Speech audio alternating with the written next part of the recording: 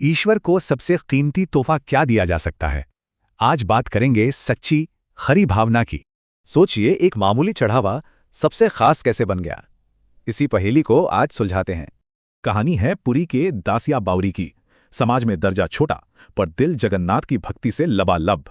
वो बेहद गरीब थे, पर उनके पास एक ऐसा खजाना था जिसे सोना भी नहीं खरीद सकता। अटूट भक्ति। मंदिर में सोने की थालियों में पकवान और दासिया के पास मिट्टी के कटोरे में सिर्फ पखाला।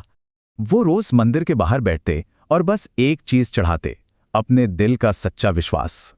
एक दिन दासिया बीमार पड़ गए, पर उन्हें फिक्र थी कि उनके प्रभु भूखे रह जाएंगे।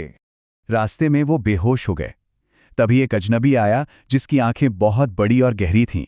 दासिया के घर उस अजनबी ने वो बासी चावल ऐसे खाए जैसे कोई अमृत खा रहा हो। दासिया कुछ पूछ पाते, इससे पहले ही वो अजनबी गायब हो चुका था, बिल्कुल हवा की तरह। पीछे क्या बचा? खाली मिट्टी के कटोरे में बस एक ताजा पीला कमल का फूल।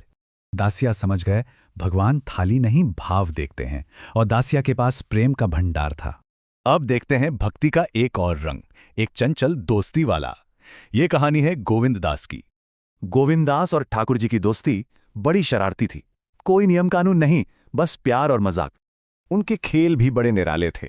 एक बार तो ठाकुर जी गोविंद दास के पीठ पर ही सवार हो गए। और जब दोस्ती इतनी गहरी हो तो भगवान भी एक खास फरमाइश कर देते हैं। ठाकुर जी को 56 भोग नहीं चाहिए थे, उन्हें तो बस गोविंद दास के हाथ की दाल बाटी खानी थी। लेकिन ठाकुर जी का प्लान कुछ और भी था। दोस्त से मिलना था और एक और भक्त को आशीर्वाद देना था। वहां एक सफाई कर्मी था जिसे मंदिर में जाने की इजाजत नहीं थी, वो बस बाहर से ही प्रार्थना करता था। तो गोविंद दास के घर जाते हुए ठाकुर जी ने पैर में कांटा लगने का नाटक किया। उन्होंने सफाई कर्मी से कहा, ये कांटा अपने दांतों से निकालो। सारे नियम तोड़ दिए। ठाकुर जी ने गोविंद दास के साथ दाल बाटी खाई और चुपके से उस सफाई कर्मी के लिए भी बचा ली। तो देखिए, दो अलग कहानियां, पर सच एक ही है। भगवान को एक सच्चा प्यार भरा रिश्ता चाहिए। चाहे दासिया की श्रद्धा हो या गोविंद दास की दोस्ती, जरूरी बस एक चीज है, सच्चा भाव। तो प्रेम चाहे छोटा हो, बस सच्चा होना चाहिए। बाकी सब तो ईश्वर पर छोड़ दीजिए।